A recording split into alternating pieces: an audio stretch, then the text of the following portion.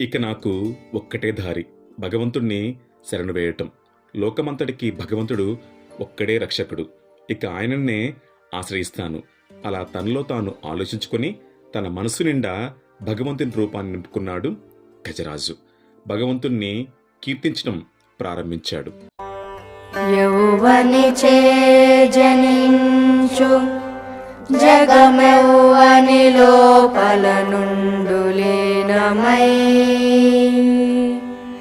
యౌవని యందుడెందు పరమేశ్వరుడెవ్వడు మూల కారణంబు యౌవడనాది మధ్యలయుడెవ్వడు సర్వము తానైన వాడెవ్వడు వానినాత్మభవుని ఈశ్వరునే శరణంబు వేడెదన్. దీని అర్థం ఏంటంటే, ఎవని వల్ల జగములు పుట్టి పెరిగి నశించును, ఎవడు అన్ని వస్తువులకు ప్రభువో, ఎవడు సృష్టిలోని అన్నిటికీ ప్రభువో, ఎవరికి మొదలు నడుమ ఆఖరు అన్నవి లేవో, ఎవడు సర్వాత్మ స్వరూపుడో అట్టి భగవంతుణ్ణి నన్ను కాపాడమని వేడుకొనుచున్నాను.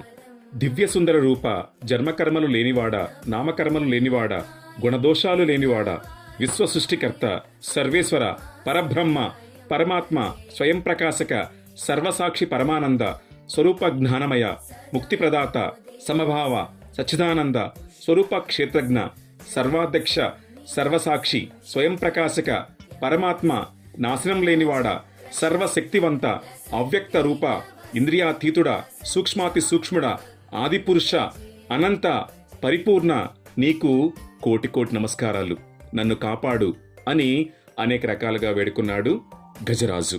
ఆ గజరాజు వేదంతో చేసే కీర్తనలు వైకుంఠంలోని శ్రీ మహావిష్ణువుకి చేరాయి.